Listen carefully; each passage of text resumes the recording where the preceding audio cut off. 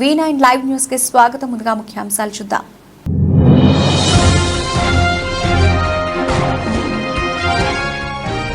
రాజస్థాన్లోని దౌసాలో ఘోర ప్రమాదం. అదుపు తప్పి బోల్తా పడ్డ స్లీపర్ బస్సు.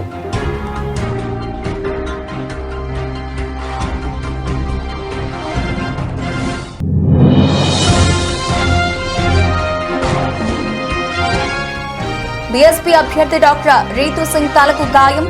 నాణాలను బ్యాలెన్స్ లో తూకం వేస్తూ ఉండగా ఒక్కసారిగా తలపై తూకం హుక్.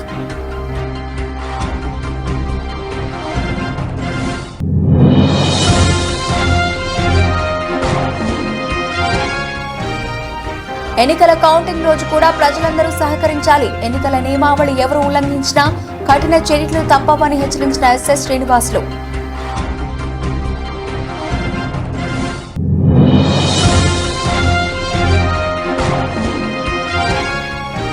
తెలంగాణ ఉద్యమకారులను ప్రభుత్వం గుర్తించాలి. ఎంఆర్పీఎస్ జాతీయ ఉపాధ్యక్షులు పూర్య ప్రభాకర్.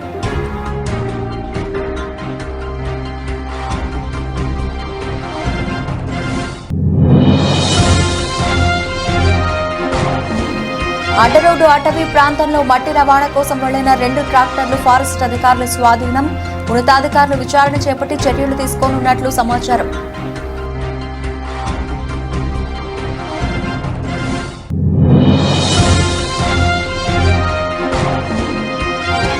నష్టాల్లో ప్రారంభమైన దేశీయ స్టాక్ మార్కెట్ సూచీలు 84 పాయింట్లు నష్టపోయి 22,803 దగ్గర కొనసాగుతున్న నిఫ్టీ.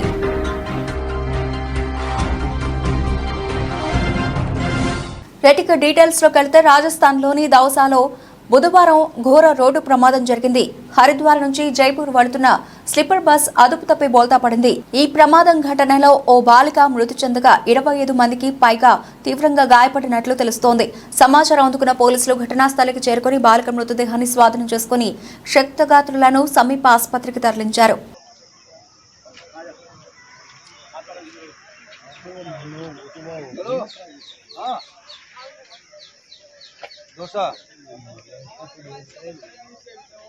చండీగఢ్ కు చెందిన బీఎస్పీ అభ్యర్థి డాక్టర్ రీతూ సింగ్ తాజాగా ఆసుపత్రిలో చేరారు. ఆమె ఎన్నికల ప్రచారంలో భాగంగా దాజ్ మజ్రాలో ఆమె మద్దతుదారులు నాణాలను బ్యాలెన్స్ లో తూకం వేస్తూ ఉండగా తూకం యొక్క హుక్ ఒక్కసారిగా ఆమె తలపై పడింది. దీంతో ఆమె తలకు తీవ్ర గాయమైంది. వెంటనే ఆమెను హుటాహుటిన ఆసుపత్రికి తరలించారు.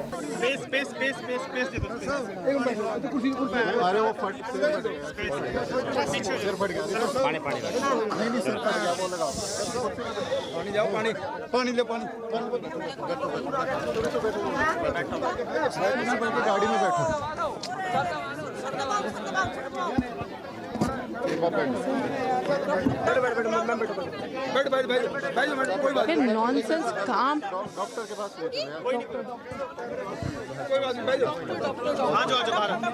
ये टीम जो है हॉस्पिटल लेके चलो यार, हॉस्पिटल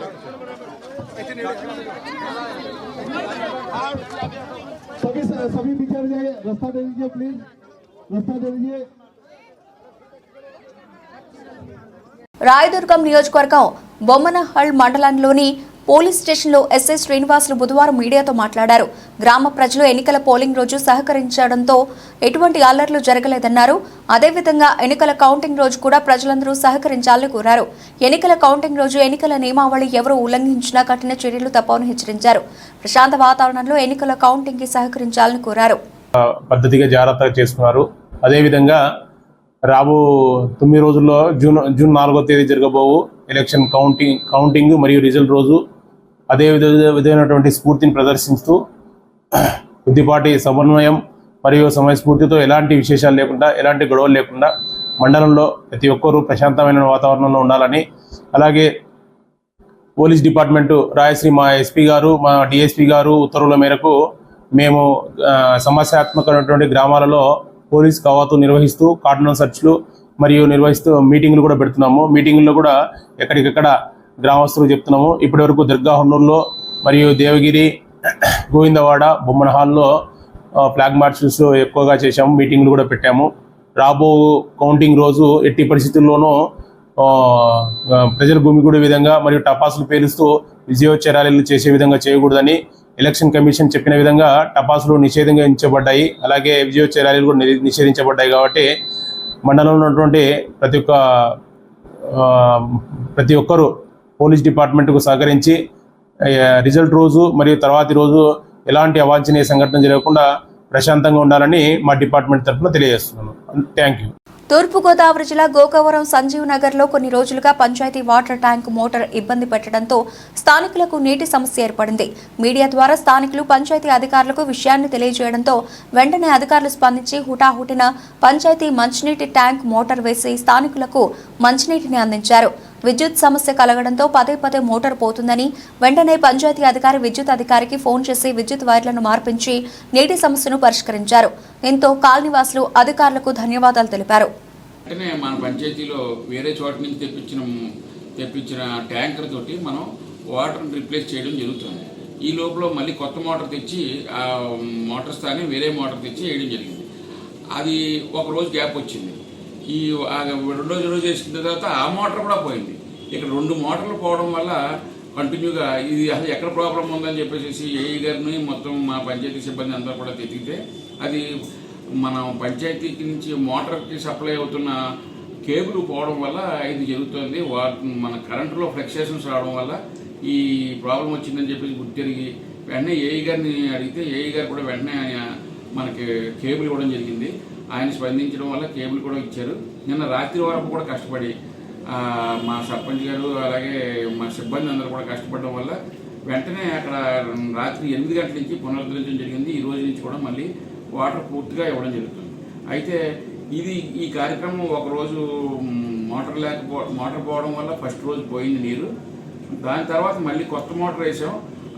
ఆ ప్లేస్లో కూడా మేము వెంటనే మనం ట్యాంకర్ కూడా వాటర్ ట్యాంకర్ కూడా పంపించి ఎవరికి ఇబ్బంది లేకుండా ఎండాకాలం అవడంతో పంపించి చేయడం జరుగుతుంది.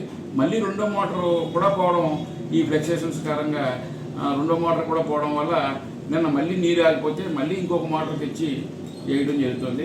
అంతేకాని చెడ్డ మోటార్ వేస్తున్నారు లేకపోతే సరిగా మాకు సరిగా చేయట్లేదు, వాటర్ సరిగా ఇవ్వట్లేదు, మాది హరిజనపేట కాబట్టి చేస్తున్నారని హరిజనపేటలోనే మేము ఎక్కువ దృష్టి పెట్టి అక్కడే మనం డ్రైన్స్ కానీ ఇవి కానీ చేసి ప్రతి వారానికి 2 సార్లు కంపల్సరీగా ఒక ట్రాక్టర్ని కూడా కేటాయించడం జరిగింది. అదే సంజీవనాయ నగర్కి మెంబర్ గారికి కూడా అలాగే ఎంపీటీసీ గారికి కూడా ఈ విషయం తెలుసు. మేము అక్కడికి వెళ్ళినప్పుడు కూడా మెంబర్ గారి దగ్గర సంతకం కూడా పెట్టించుకుంటాడు. ప్రతి వారానికి 2 సార్లు మా మా బండి చెత్త బండి ట్రాక్టర్ వెళ్ళి అక్కడ వాటర్ మనం క్లీనింగ్ చేయడం, అక్కడ శుభ్రంగా వాటర్ ఇవ్వడం. ఇది సరిగా కుర్రోడు లేకడని చెప్పేసి అక్కడే వెంకన్న కుర్రోడిని కూడా మేము ఎప్పుడు కరెంట్ వస్తే అప్పుడు వెంటనే మోటార్ వేసి నీళ్ళు ఇవ్వాలని చెప్పేసి దాంతో అక్కడున్న మనిషిని మేము అక్కడ ట్యాంక్ వాచర్గా కూడా పురమాయించుకొని ఇన్ని పనులు అక్కడ ప్రత్యేక దృష్టి పెట్టడం వల్ల చేస్తున్నాం. అది పంచాయతీ అనేది చాలా నిర్లక్ష్యం చేయడం కాదు, చాలా దృష్టి పెట్టి చేస్తున్నాం. ఈ విషయాలు మా మెంబర్ గారికి తెలుసు, అలాగే ఎంపీటీసీ గారికి కూడా తెలుసు. కొంతమంది నిన్న ఇలాగా దీని మీద ప్రచారం చేయడం వల్ల ఇది వాస్తవం కాదు. ఈ వేళ నుంచి కూడా మళ్ళీ మామూలు స్థానే వాటర్ ఇవ్వడం కూడా జరుగుతుంది. ఇప్పుడైతే ఇబ్బంది లేదని చెప్పేసి కూడా వాళ్ళు కూడా చెప్తున్నారు. గ్రామస్తులు కూడా ఆ మెంబర్ గారు కూడా నాకే స్వయంగా ఒక మెసేజ్ పెట్టి చాలా థ్యాంక్స్ అండి, మీ పంచాయతీ మనం బాగా ధన్యవాదాలు అని చెప్పేసి కూడా ఆయన మెసేజ్ కూడా పెట్టారు. అంటే మేము నిర్లక్ష్యం చేయట్లేదన్న కారణంగా మేము ఇది చెప్పడం జరుగుతుంది. కాబట్టి దయతో పంచాయతీ ఒక్కరోజు ఈ ఫ్లక్చుయేషన్స్ కారణంగా జరిగింది, కానీ మీ మీద ఎవరికి నిర్లక్ష్యం లేదు. మేము ఇంకా మీరు చెప్తే కనుక మరింత కష్టపడి పనిచేస్తాం, కానీ ఎవరి మీద ఏ విధమైన భావాలు వేరే దృష్టి కూడా మాకు లేదని చెప్పి తెలియజేస్తున్నాను. ముఖ్యంగా సంజయనగర్ వాస్తులు కూడా నమస్కారం తెలియజేస్తున్నాను. గోపురం గ్రామంలో సంజయనగర్లో డ్రింకింగ్ వాటర్ ప్రాబ్లం వచ్చింది, అది వాస్తవమే. అయితే మనకి ఎప్పుడు కూడా పంచాయతీలో ఒక స్పేర్ మోటార్ ఖచ్చితంగా ఉంటుంది. మోనో బ్లాక్ అనేది సబ్మెర్సిబుల్ అవ్వండి, ఎలక్ట్రీషియన్స్ కూడా అందుబాటులోనే ఉంటారు.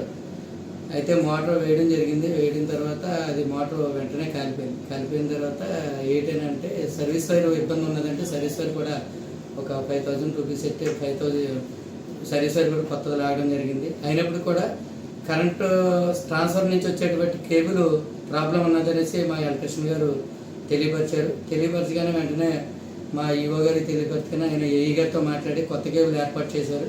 నేను ఏఈ గారి దగ్గరికి మా సిబ్బంది అబ్రం గారని లోకేష్ గారని మా పంచాయతీ సిబ్బంది అందరూ కూడా వెళ్ళి వైర్ తీసుకొచ్చి ఏఈ గారు కూడా, కరెంట్ ఏఈ గారు కూడా పాపం ఆయన అందుబాటులోకి వచ్చి ఆయన దగ్గరుండి ఆయన లైన్ మ్యాన్లు ఇద్దరు తీసుకొచ్చి చేయించడం జరిగింది.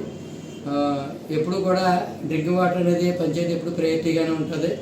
మీకు ఏ సమస్య వచ్చినా సరే పంచాయతీకి సెక్రటరీ గారు కానీ, నాకు కానీ, లేదా అక్కడ ఉన్నటువంటి వార్డ్ మెంబర్ కానీ, ఎంపీటీసీ గారు కానీ తెలియపరిస్తే ఎంతో తొందరలో అయినా సరే దాని సమస్యను పరిష్కరిస్తాము. ఎప్పుడు కూడా ఎవరిని కూడా మేము నిర్లక్ష్యం చేయం, ఏ ఏరియాని కూడా నిర్లక్ష్యం చేయం. డ్రింకింగ్ వాటర్ అనేది ఫస్ట్ ప్రయారిటీగా గ్రామ పంచాయతీ గోపురం ముందు ఉంటుంది అనేసి తెలియజేసుకుంటున్నాను. అయితే నిన్న చెత్తబండి కూడా రావట్లేదు అన్నారు. అయితే ప్రతిరోజు వారం కూడా వీక్లీ టూ టైమ్స్ వస్తుంది. ఈసారి నుంచి కూడా అక్కడికి వచ్చిన ట్రాక్టర్ సిబ్బందికి ఏరియాలో శానిటేషన్కి ఏరియాకి వచ్చినప్పుడు ఖచ్చితంగా మీకు ఎవరైతే ఉన్నారో వాళ్ళ దగ్గర నుంచి సంతకాలు కూడా పెట్టి సేకరించుకుని మీ దృష్టికి తీసుకొస్తాం. అలాగే డ్రైనేజ్ వ్యవస్థ కొంతవరకు చేయడం జరిగింది. అలాగే డ్రైనేజ్ వ్యవస్థ కూడా పూర్తి స్థాయిలో నిధులు సమకూర్చుకుని మిగిలిన డ్రైన్లు కూడా ఆ యొక్క సంజయనగర్ ఏరియాలో కూడా వేస్తాము. దీని మీద అందరూ కూడా ఎంపీటీసీ గారు అను, వార్డ్ మెంబర్ గారు అను, లేదా సర్పంచ్ గారు అనివ్వండి, లేదా సెక్రటరీ గారు అనివ్వండి, ప్రతి సమస్యను కూడా వాళ్ళు సత్యవేడు నియోజకవర్గంలో అన్ని రాజకీయ పార్టీల నాయకులు ఓట్ల లెక్కింపు ప్రక్రియకు సహకరించాలని పుత్తూరు డీఎస్పీ శ్రీనివాసరావు కోరారు. ఆ రోజు వరకు బాణసంచ విక్రయాలు నిషేధమన్నారు. ఓట్ల లెక్కింపు ముందు ఆ రోజు తర్వాత సభలు సమావేశాలు పెట్టుకోవద్దని సూచించారు. ఎవరైనా ఎన్నికల నిబంధనలు ఉల్లంఘించి విఘాతం కలిగిస్తే కఠిన చర్యలు తీసుకుంటామని హెచ్చరించారు. చేపట్టడం జరిగింది. మన ఎస్పీ గారి ఆధ్వర్యంలో ఆయన సూచనల మేరకు సత్యవేడి ఏసీ, అదేవిధంగా నగరి ఏసీ ప్రాంతాల్లో కొన్ని సమస్యాత్మక ప్రాంతాలని గుర్తించడం జరిగింది. ఆ ప్రాంతాల్లో ముందు జాగ్రత్త చర్యగా పికెట్లు ఏర్పాటు చేయడం జరిగింది. అదేవిధంగా కొన్ని రూట్లలో రూట్ మొబైల్స్ ఏర్పాటు చేయడం జరిగింది. అదేవిధంగా మండల హెడ్ క్వార్టర్స్లో కన్సర్న్ ఎస్ఐస్ వాళ్ళ యొక్క సిబ్బందితో, స్పెషల్ పార్టీస్తో క్విక్ రియాక్షన్ టీమ్స్ అనేది ఒక ఫామ్ చేశాము. వాటిని ఎక్కడ సమస్య వచ్చినా ఎస్ఐ వితిన్ మినిట్స్లో రెస్పాండ్ అయ్యే విధంగా వాళ్ళకి ఇన్స్ట్రక్షన్ ఇవ్వడం జరిగింది. అంటే ఒక పోలీస్ స్టేషన్ పరిధిలో పికెట్స్, రూట్ మొబైల్స్, క్యూఆర్టీస్ ఇవన్నీ కూడా పోలీస్ స్టేషన్ పరిధి ఏర్పాటు చేయడం జరిగింది. అదేవిధంగా సర్కిల్ పరిధిలో కన్సర్న్డ్ సిఐ ఎక్కడ అవసరం ఉంటే అక్కడ ప్రొసీడ్ అయ్యే విధంగా, ఎక్కడ సమస్య వస్తే అక్కడ అటెండ్ అయ్యే విధంగా సిఐ గారికి క్యూఆర్టీ అనేది ఏర్పాటు చేయడం జరిగింది. అదేవిధంగా డిఎస్పీ సబ్ డివిజన్ పరిధిలో ఎక్కడ సమస్య ఉన్నా కూడా ఇమీడియట్గా దాన్ని అటెండ్ అయ్యే విధంగా కూడా ప్లాన్ చేయడం జరిగింది. దీంతో పాటుగా ముందుగా కౌంటింగ్ కేంద్రాల వద్ద ఘర్షణలకు పాల్పడిన పార్టీ అభ్యర్థులు రెచ్చగొట్టే విధంగా వ్యాఖ్యలు చేసిన చట్టపరంగా చర్యలు తీసుకుంటామని జిల్లా ఎస్పీ గరుడ్ సునీల్ హెచ్చరించారు. ఒంగోలులోని ప్రకాశం భవనంలో పోటీలో ఉన్న అభ్యర్థులు, ఎన్నికల ఏజెంట్లతో సమావేశాన్ని మంగళవారం నిర్వహించారు.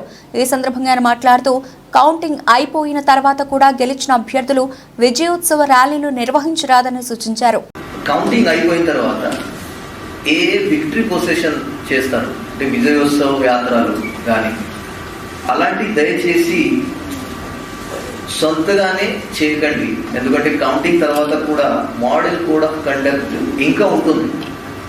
Election commission of India declare చేసే వరకు మోడల్ కోడ్ ఆఫ్ కండక్ట్ అలాగే ఉంటుంది.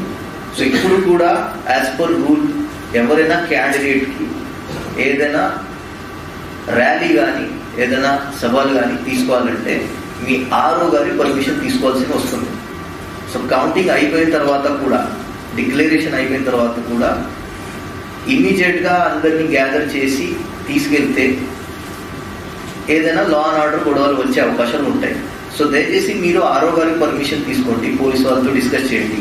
మేము ఖచ్చితంగా ఎవరు వినింగ్ క్యాండిడేట్స్ ఉంటారు సేమ్ ఇప్పటి వరకు ఎట్లా సెక్యూరిటీ ప్రొవైడ్ చేశాం. చాలా మంది స్టార్ క్యాండిడేట్స్ కూడా వచ్చి ప్రచారాలు చేయడం జరిగింది ఇక్కడ అన్ని పార్టీల నుంచి.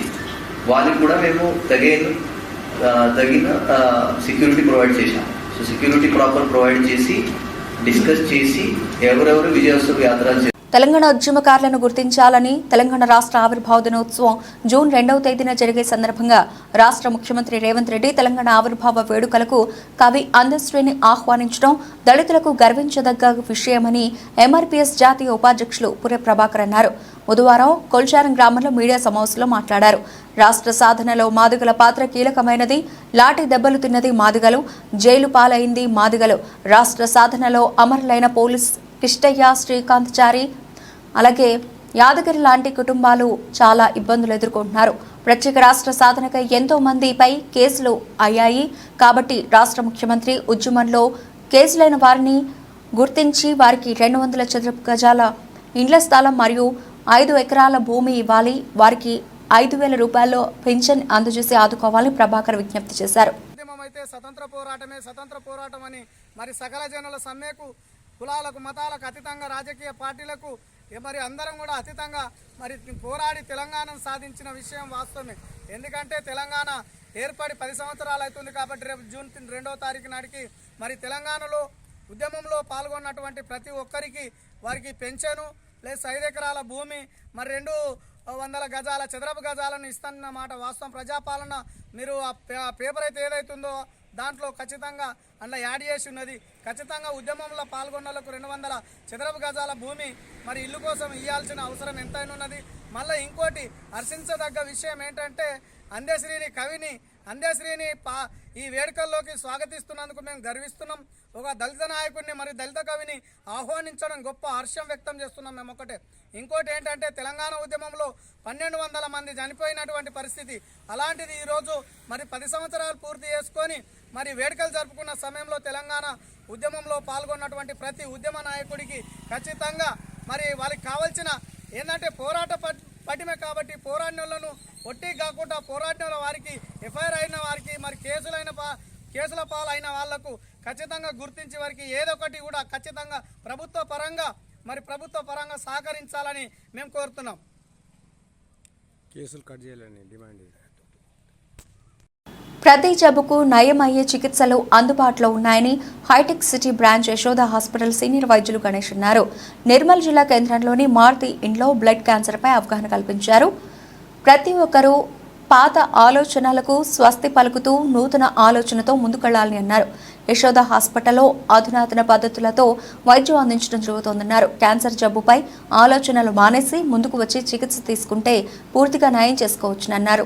నిర్మల్ జిల్లాకు చెందిన 2 పేషెంట్లు బ్లడ్ క్యాన్సర్తో బాధపడుతూ తమను సంప్రదించారని, ఇప్పుడు వారికి పూర్తిగా కోలుకుంటున్నారని అన్నారు. తయారు చేసే ఫ్యాక్టరీ అంటే బోన్ మ్యారో, ఎముక మధ్య బోన్స్ మధ్యలో ఉన్న బోన్ మ్యారో ఒక సాఫ్ట్ జిలాటినస్ టిష్యూ, అక్కడ బోన్ మ్యారో రక్త కణాలు ఉత్పత్తి అవుతాయి. సో ల్యూకిమియా క్యాన్సర్ ఉత్పత్తి బోన్ మ్యారోలో అయిన వల్ల అన్ని రక్త కణాలు పడిపోతాయి. ముఖ్యంగా 3 రకాల బ్లడ్ క్యాన్సర్స్ లో 3 రకాలు ఉంటాయి: ల్యూకిమియా, లింఫోమా, మయోమా. ఈ 3 రకాల బ్లడ్ క్యాన్సర్స్ ప్రస్తుతానికి అవైలబుల్ ఉన్న చికిత్సా పద్ధతి ద్వారా, ట్రీట్మెంట్ ద్వారా క్యూర్ అయ్యే అవకాశం 90% కింద ఎక్కువగా ఉంది. రైట్. సో ఈ వరల్డ్ బ్లడ్ క్యాన్సర్ డే ఈ జబ్బుల గురించి జనాలు ఒక జాగరూకత, ఒక అవేర్నెస్ క్రియేట్ చేసి ఇలాంటి జబ్బులు ఉన్న పేషెంట్స్ మన మధ్యలో ఉండొచ్చు, మన ఫ్యామిలీ మెంబర్స్ ఉండొచ్చు, మన సొసైటీలో మనకు తెలిసిన వాళ్ళ రిలేటివ్స్, ఫ్రెండ్స్, సొసైటీ మెంబర్స్ ఉండొచ్చు. వాళ్ళందరికీ ఒక పాజిటివ్ హోప్. మామూలుగా క్యాన్సర్ వర్డ్ అనగానే మనం ఈ జబ్బు క్యూర్ కాలేని జబ్బు, ఎంత ట్రీట్మెంట్ చేసినా మనిషి మంచిగా కాదు, ఎంత ట్రీట్మెంట్ చేసినా కూడా మనిషి పూర్తిగా ఆరోగ్యవంతంగా మళ్ళా కాదు. తల నుంచి పాదాల వరకు అన్ని అవయవాల క్యాన్సర్ లో బ్లడ్ క్యాన్సర్ ఒక ముఖ్యమైన 2 మాటలు ఉన్నాయి. ఒకటి, మామూలుగా క్యాన్సర్ అనగానే పేషెంట్ ఫస్ట్ ఆలోచన ఏమొస్తుంది? ఏ స్టేజ్ అంటే లివర్, లంగ్, కిడ్నీ, స్టమక్. ఈ క్యాన్సర్ లో ఆ క్యాన్సర్ అవయవం దాటి బయట వెళ్తే క్యూర్ అయ్యే అవకాశం చాలా తగ్గిపోతాయి అని ఒక కామన్ బిలీఫ్. కానీ బ్లడ్ క్యాన్సర్ అనేది దానికి స్టేజెస్ ఉండవు. శరీరంలో బ్లడ్ లేని చోట లేదు కాబట్టి బ్లడ్ క్యాన్సర్ ముందు నుంచి మొత్తం శరీరంలో ఉన్న క్యాన్సర్. దానికి స్టేజెస్ నుంచి ట్రీట్మెంట్ చేసిన కొందరు పేషెంట్స్ ధైర్యంగా ముందుకు వచ్చి రైట్ క్యాన్సర్ ట్రీట్మెంట్ అయ్యాక మామూలుగా జనాలు పబ్లిక్లీ అపియర్ అవ్వడానికి చాలా భయపడతారు. జనాలు ఏం ఆలోచిస్తారు, ఎలా తీసుకుంటారు ఈ పేషెంట్ కి జబ్బు వచ్చింది అని. సో అలా ఆ విచారణ పక్కన పెట్టి రాష్ట్ర ప్రధాన రహదారి మలుపు వద్ద చిన్నపాటి బ్రిడ్జిపై మోరీ రూపంలో భారీ ప్రమాదాలు పొంచి ఉన్నాయని అధికారులు ఇప్పటికైనా ముందస్తు చర్యలు తీసుకోవాలని కొమరోలు మండల వినియోగదారుల హక్కుల సంఘం అధ్యక్షుడు డాక్టర్ ఖాజావలి కోరారు. ప్రకాశం జిల్లా కొమరోలు మండలంలోని గోనెపల్లి మరియు పామూరు పల్లెల మధ్యలో రాష్ట్ర ప్రధాన రహదారి మలుపు వద్ద ప్రమాదం పొంచి ఉంది. సంబంధిత అధికారులు చర్యలు తీసుకోకుంటే భారీ ప్రాణనష్టం జరిగే అవకాశాలు ఎక్కువగా ఉన్నాయి. వివరాల మేరకు రాష్ట్ర ప్రధాన రహదారిపై చిన్నపాటి బ్రిడ్జి ఉండగా అది కూడా ప్రధాన మలుపు వద్ద ఉండడం, దానిపైన ఒక భాగంలో మోరీ గోడ సగం వరకు పడిపోయి ఉండడం, ఇలా 4 సంవత్సరాలుగా ఉండడంతో ఈ మలుపు వద్ద వాహనాలు ఎదురెదురుగా వస్తున్నప్పుడు తీవ్ర ఇబ్బందులు పడుతున్నారు. గతంలో ట్రాక్టర్, ఆటో మోరీ గోడ లేకపోవడం వలన బ్రిడ్జి కింద పడిపోవడం జరిగింది. అనేక మందికి గాయాలు కూడా అయ్యాయి.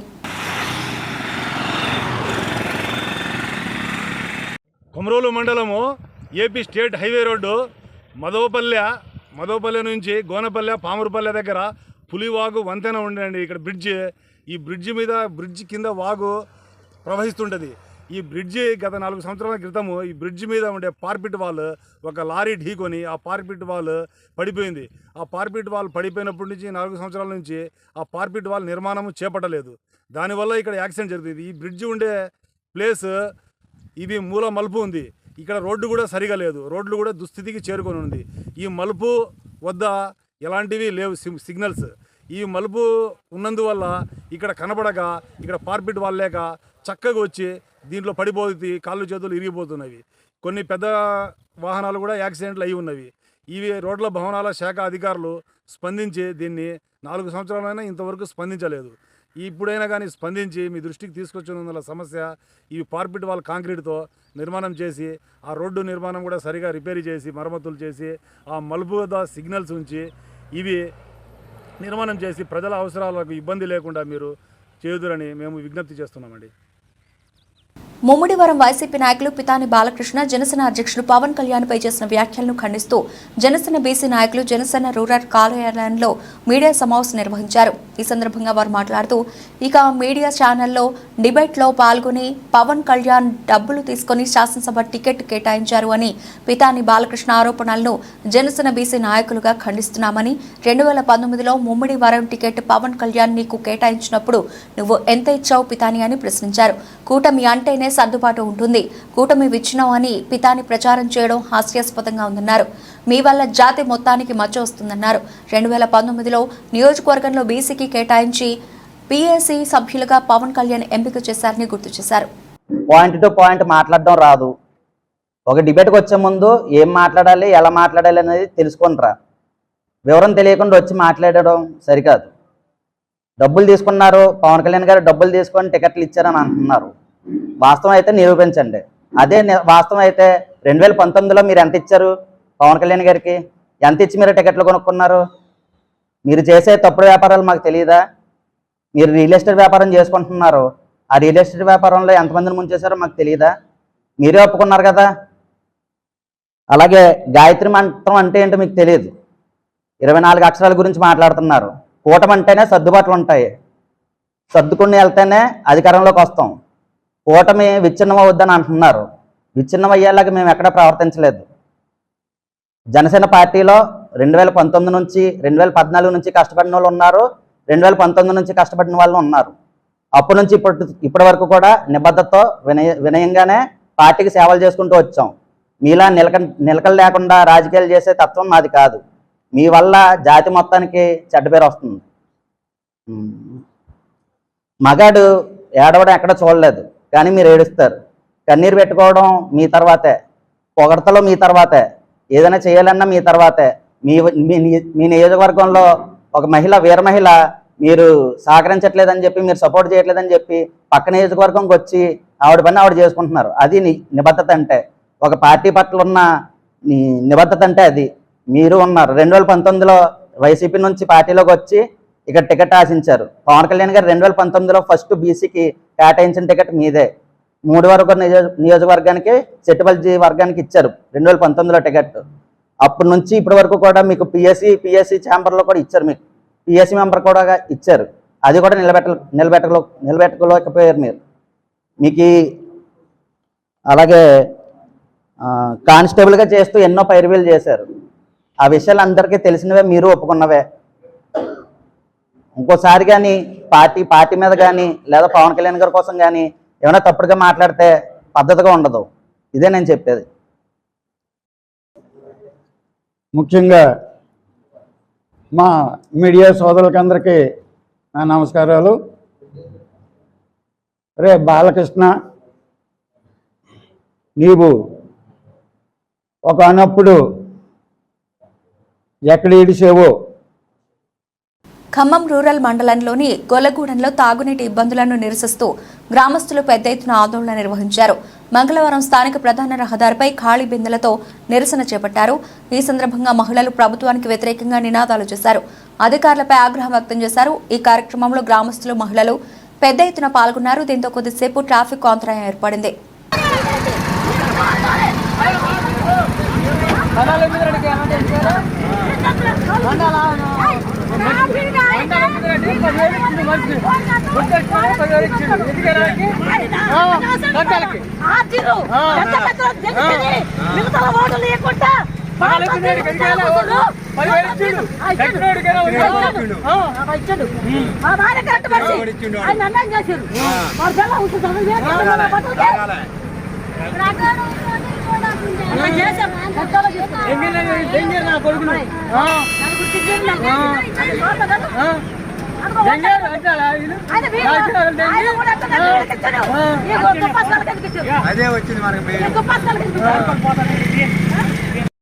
భద్రాద్రి కొత్తగూడెం జిల్లా బూరగంపాడు మండలం అడరోడు అటవీ ప్రాంతంలో మట్టి రవాణా కోసం వెళ్లిన 2 ట్రాక్టర్లు, ఓ జేసీబీని బుధవారం ఉదయం ఫారెస్ట్ అధికారులు స్వాధీనం చేసుకున్నారు. దీనిపై ఫారెస్ట్ ఉన్నతాధికారులు విచారణ చేపట్టి చర్యలు తీసుకున్నట్లు సమాచారం. ఇందుకు సంబంధించి పూర్తి వివరాలు తెలియాల్సి ఉంది.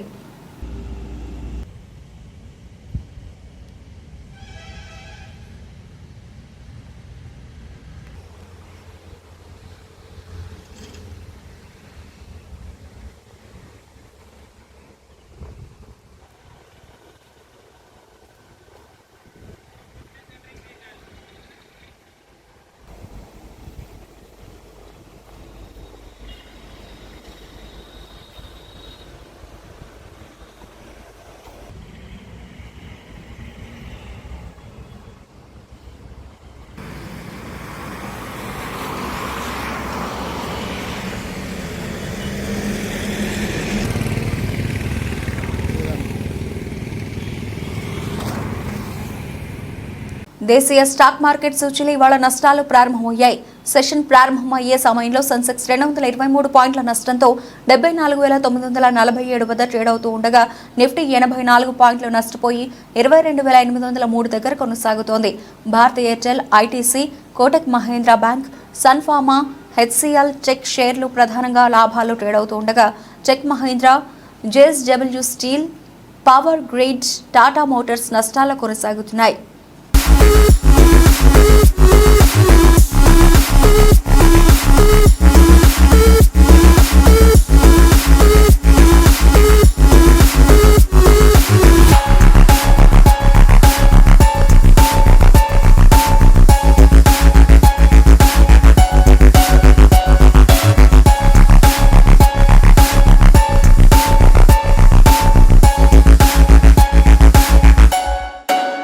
బులెటిన్ ముగించే ముందు హెడ్లైన్స్ మరోసారి.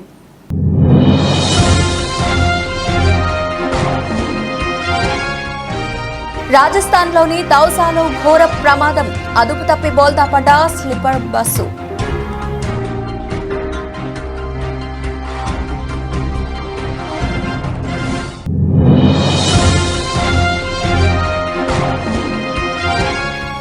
బీఎస్పీ అభ్యర్థి డాక్టర్ రీతు సింగ్ తలకు గాయం, నాణాలను బ్యాలెన్స్ లో తూకం వేస్తూ ఉండగా ఒక్కసారిగా తలపై తూకం హుక్.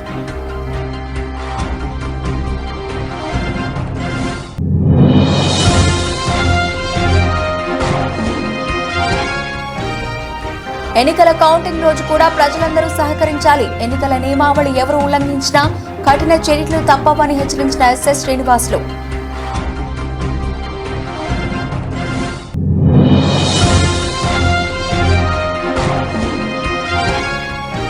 తెలంగాణ ఉద్యమకారులను ప్రభుత్వం గుర్తించాలి. ఎంఆర్పీఎస్ జాతీయ ఉపాధ్యక్షులు పూర్య ప్రభాకర్.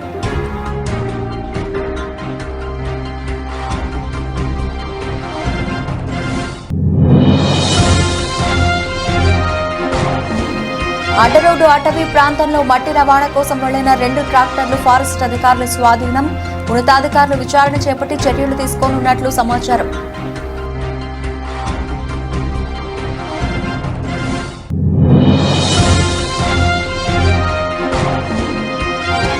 నష్టాల్లో ప్రారంభమైన దేశీయ స్టాక్ మార్కెట్ సూచీలు 84 పాయింట్లు నష్టపోయి 22,803 దగ్గర కొనసాగుతున్న నిఫ్టీ.